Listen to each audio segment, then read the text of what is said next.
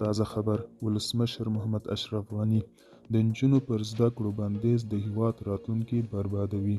سلام، ستړي مشئ، وخت مو بخیر. پام وکړئ د نن ورځې تازه خبر ته. ولسمشر محمد اشرف غني د نوي کال په مناسبت خپل پیغام کې یو ځل بیا افغانستان کې د مشروع نظام پر رامنځته کېدو ټینګار کړی دی. ښاغلي غني دغه پیغام کې چې نن چهارشنبه یې په خپله ایکس پاڼه خپور کړي ویلي: متاسفانه شاوخوا 1000 ورځې کېږي چې افغان نجونې له زده کړو بې برخې شوي دي. د دې وضعیت دوام زجر ورکوونکی دی او د هېواد راتلونکی بربادوي چې ژر تر ژره باید پای ته ورسیږي.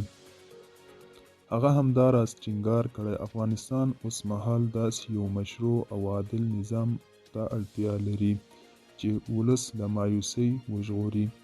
ولسمشر د خپل پیغام په وروستۍ برخه څرګنده کړي چې نارینه‌و نصاب تعلیمي بدلون ته اړتیا لري، ځکه په وینا یې موجود نصاب ورځنۍ نړیوالې اړتیا نشي پوره کولی.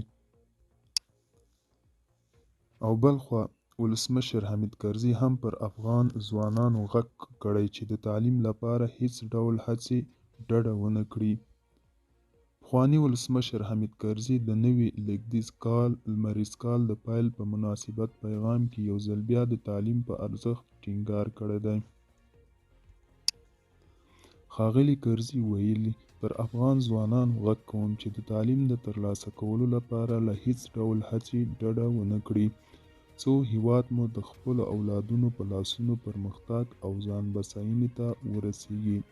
دا و د نن ورځې چمتو کلي خبرونه. تر بیا هم په الله سپارم. ښې چارې کوه.